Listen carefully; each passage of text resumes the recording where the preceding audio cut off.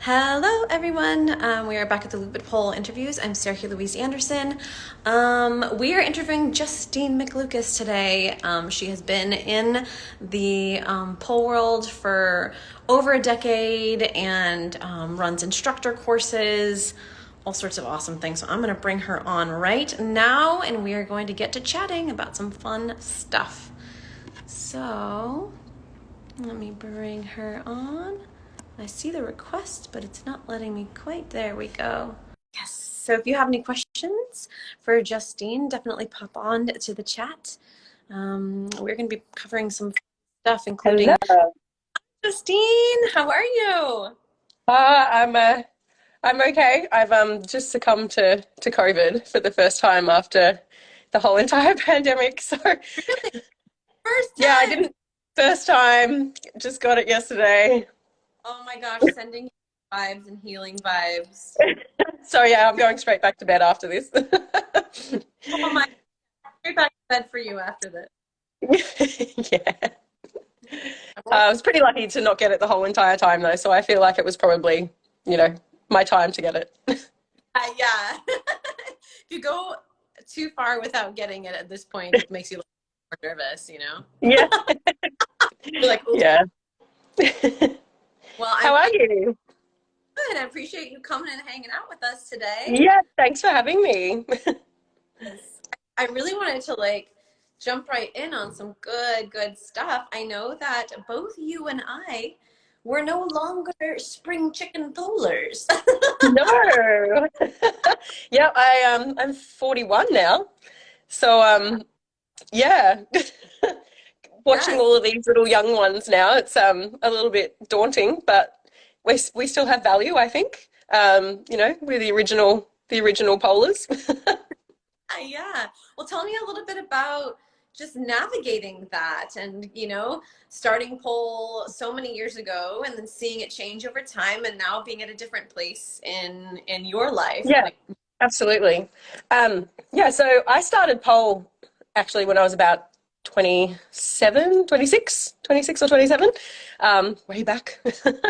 um, and I was doing finance at that time. I was doing investment banking.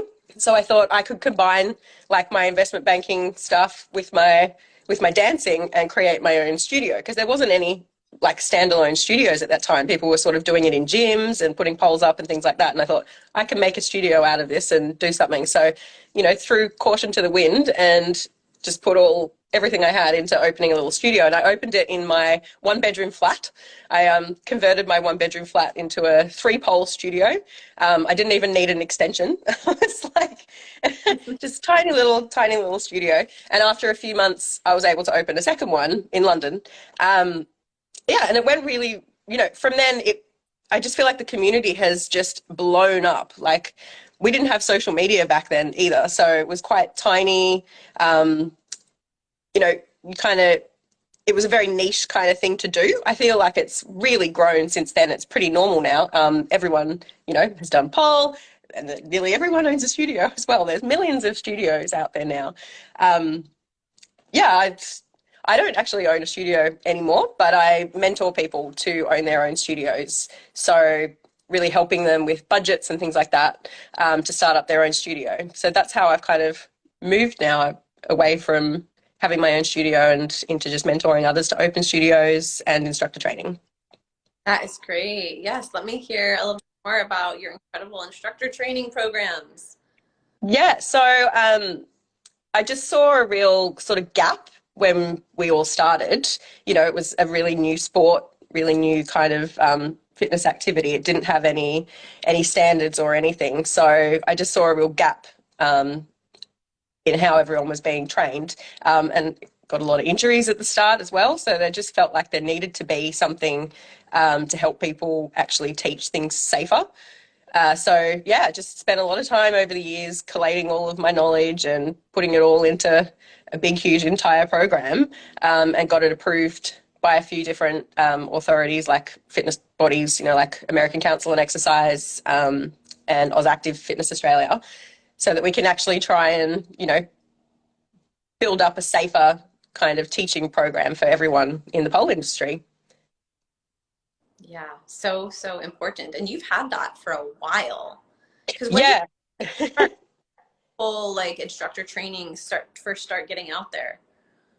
I started it just when I had my studio back in 2010, just to teach the guys that I brought on to teach for me, just to help train them up. And just over the years, I've kept adding to it, and now it's hundreds and hundreds and hundreds of pages long.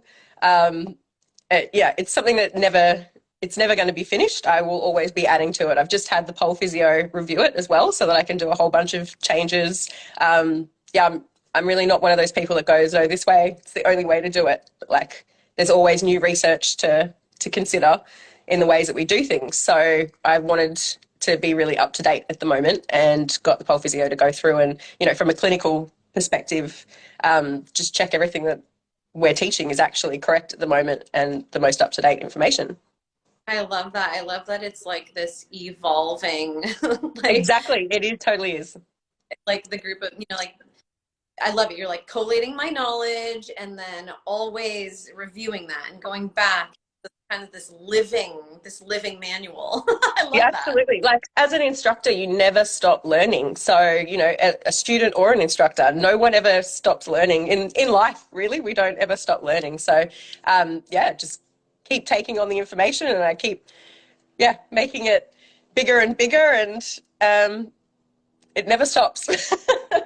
Yes, and you've had your hand in so many things over the years in the pole community, which I love. It's hearing now your journey about like where you were and timing wise, we are very, very parallel because I started pulling when I was about 28 years old as well, and I'm Oh, also yeah. was like, wow, oh my gosh, yes. Yeah. So and you got your instructor training, you had your studios, you had your own personal practice, and also your pole camps. Yeah, so in about 2012, I started a pole camp in Barcelona, because one of the things that I love doing is travel. So another way to combine some of my passions with my business, because everyone just wants to do the thing that they love, right? Like, that's the ultimate goal. So a way to combine pole with travel.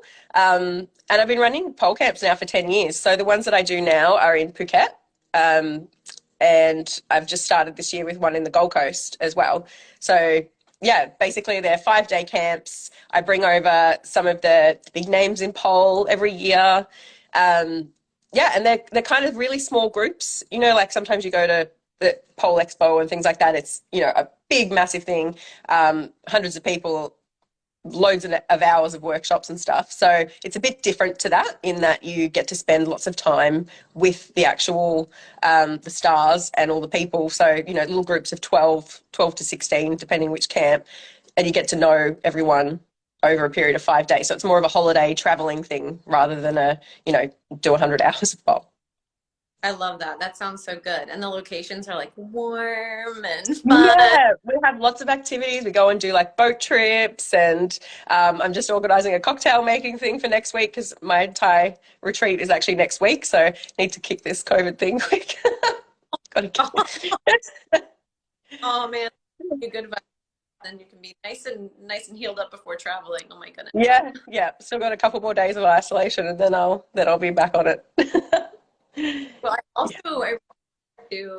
Yeah. I was really excited to really talk and highlight some of your own personal journey in the last few years regarding your own personal training and your own experiences. So really think that talking about this will help a lot of people. So if you're ready to, Oh, love to oh go yeah. there. We can dive into the serious stuff. Yeah. Yeah. So I the last couple of years, not just the pandemic that I've had to deal with, but yeah, I've actually been going through IVF. So I've done 15 rounds of IVF in the space of 21 months.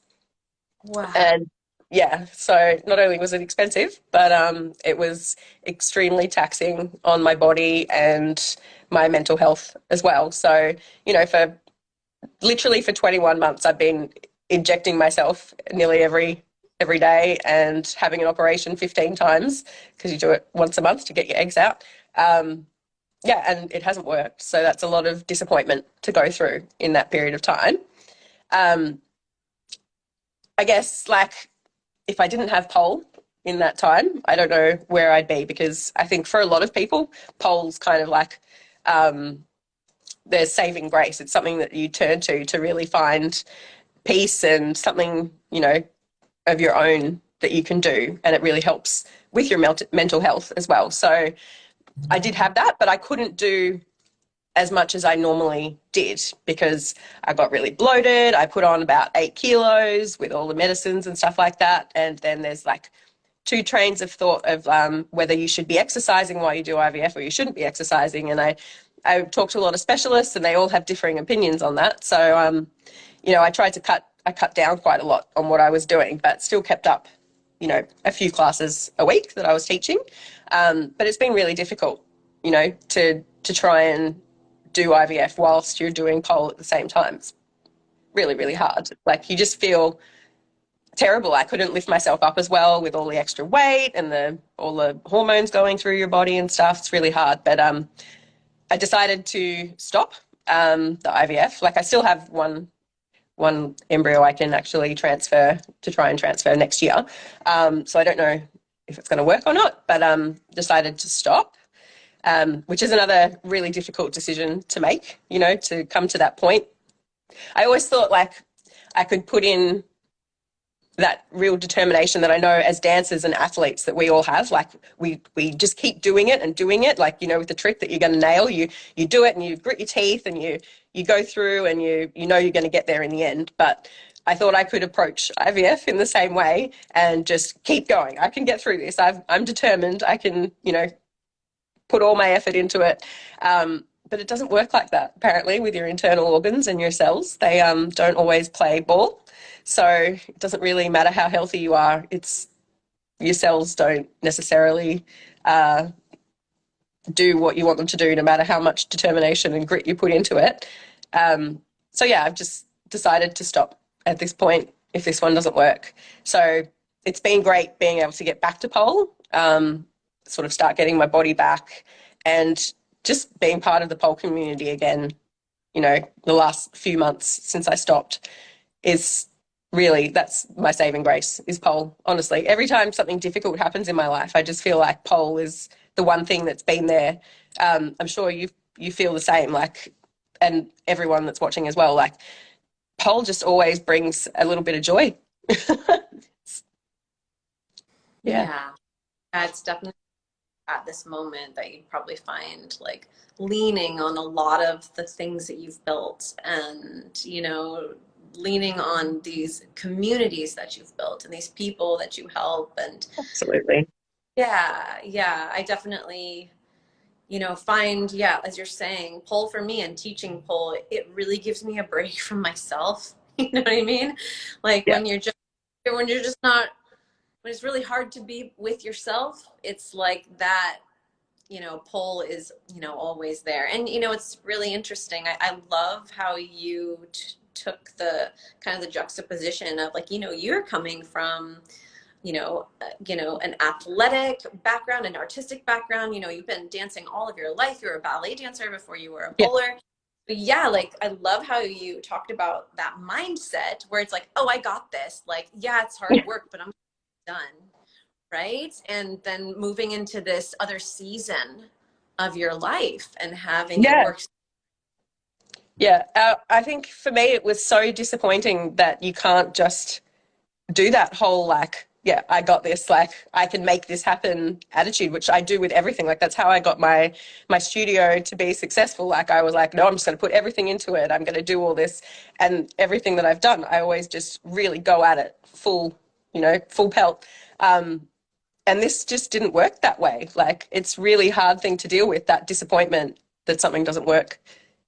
And there's nothing I can do. It's out of my control. Like learning to not be in control of something is so difficult. So yeah, if there's anyone out there that's in a similar situation to me, I'm 41 now. I started this journey when I was about 30, So I was almost 39 when I started trying. It's a little bit late in life. I know that they all tell you that the celebrities and everything are having babies in their 40s, but it's a lie. They're not. They're probably not having their own, using their own eggs. They're probably, having either surrogates or they're having donor eggs, etc. So if you want your own, I would suggest going and getting some of the tests done if you're under 35, especially, and maybe try and freeze your eggs. I wish someone had told me that, like when I was younger, although it probably wasn't as common then. I just thought that it would be fine because my mum actually had me when she was 38. So I thought, oh, it'll be genetic. It's not genetic. Who knew? I feel like we really don't know enough about our own bodies in this way. Like, you don't know enough about your cycle, and we don't know enough about the cells and how the ovaries work and things like that. All these things that I've learned about science in the last 2 years, if I'd known all of this, I would have definitely, when I was, before I turned 35, I would have definitely frozen my eggs. Yeah. Well, thank you so much for sharing all that with us. It's just, I know that speaking for myself and everyone who's watching, we're just sending you so much love and Thank holding you in our hearts and your aura. So yes, yeah. I'll just have to keep with my little baby, a cold pole, and my dog Chili. They'll be Yeah, my babies forever. that's right. And I really build a community like that, and it does, you nurture it over the years and see it grow. It's Yeah, definitely something. So all my pole babies. yeah, yeah. Tell me about your, that, I know a lot of people would probably love to hear this as well, is just like diving deeper into while you were going through IVF, while your body was changing, while, the hormones and even the way that you feel every day and the mental, all the mental changes and all that kind of stuff. How was there a time, was there a little bit of a roller coaster when it came to dealing with pole and what you can do, what you can't do, where you are in your life right now, and like kind of a reframe of how you see pole in your life?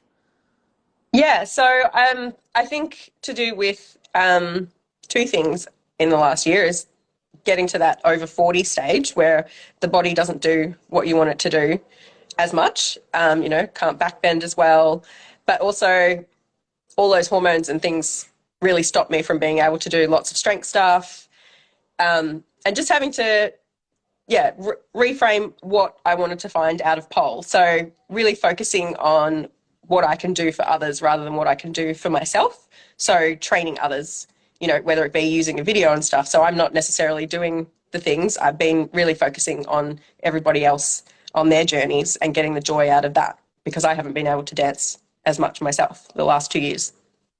I think that's, yeah, it definitely got me through. And I love seeing when everyone, gets their tricks and masters all the things they're doing. So that's been a real joy for me the last 2 years. That's really kept me going. So my little group of pole students that have stood by me this whole entire 2 years, even though I'll come in some days and be like, I can't lift myself up today. I'm absolutely dying. So we're going to do X, Y, and Z, and I'm going to, focus on them and can't demo, for instance. They really stood by me through all of this and been really patient. So that's been really helpful. Yeah, it's interesting. Just that pull, in our lives is just remains constant, and all different that we go through, still putting around this thing.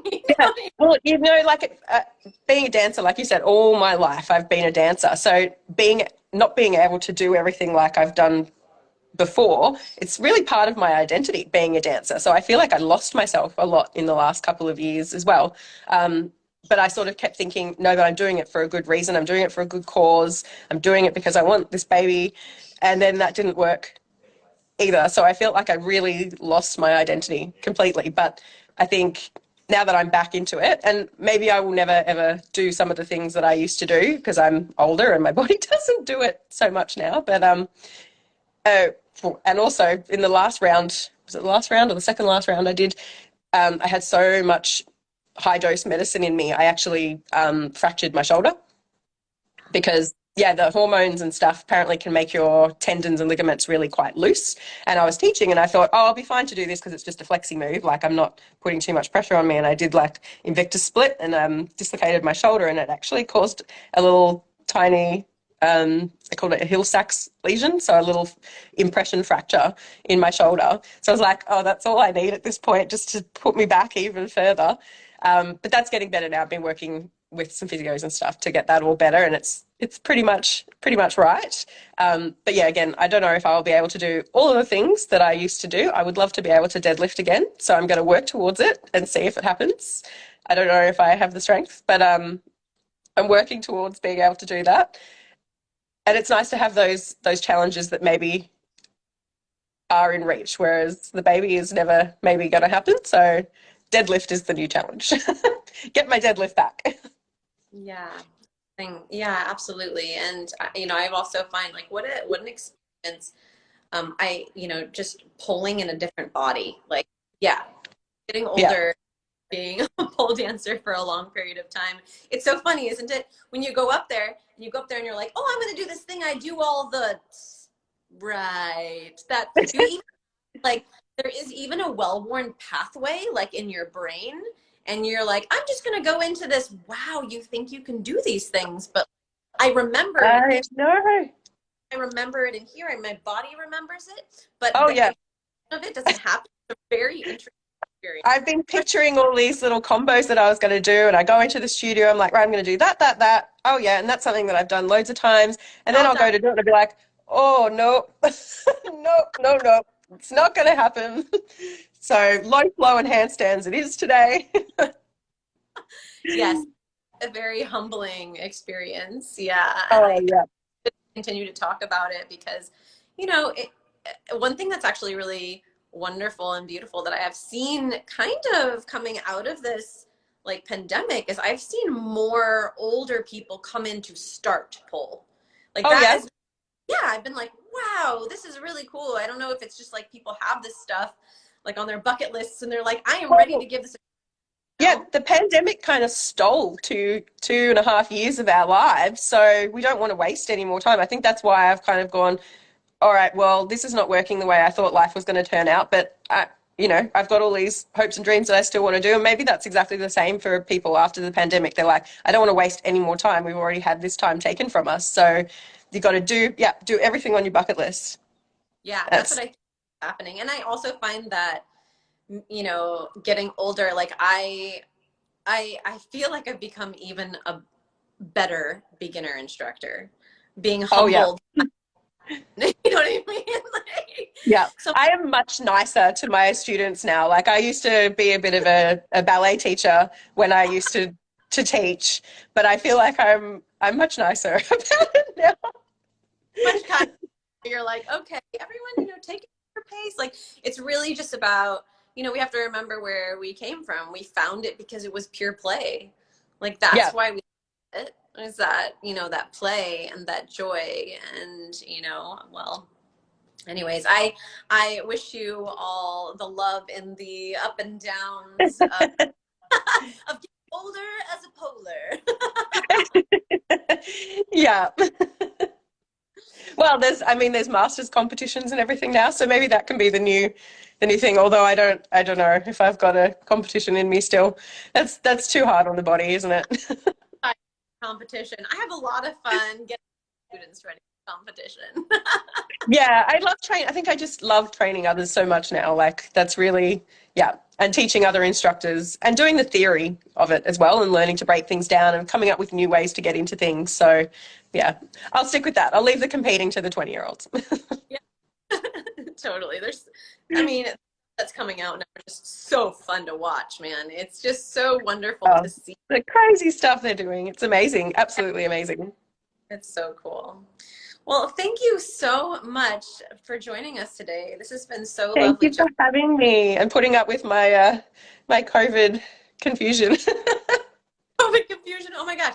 Get drink a lot of water. I mean, I'm bummed you have COVID, but I'm also happy that you're going to get over this first one and you're going to be done with that. Yeah. We have got some great comments in Resi and like thank you everyone for chatting to Justine and I today. I saw those coming through. Other people who have had injuries and can relate to the season of pole and how it moves in and out of your life, right? And even taking Yeah. the pole, like I've never taken as long of a break from pole as I did over the pandemic, that was, and then coming back after that, it's just very, really very interesting. But like you're saying, Justine, returning to the community, whether it's the online community or whether the studio where we can lift each other up and provide that support for each other, it's so much, it's so much easier to do with a group of people than it is to do just like by yourself. Oh, Riz said, Resi's asking me when I'll come back to Sweden. um, do you want to workshop with an old polar? absolutely, come How to on. pole in your 40s. I will come back for that. Yes, definitely. Yes. So much just as a Resi, thanks for joining us, or Gemma. And Justine, we will catch up with you soon. And thank you for being so vulnerable and hanging out with us today. Thank you. Thanks. Bye, guys. Bye, everyone. Oh, wow. 62. That puts me to shame. Bye.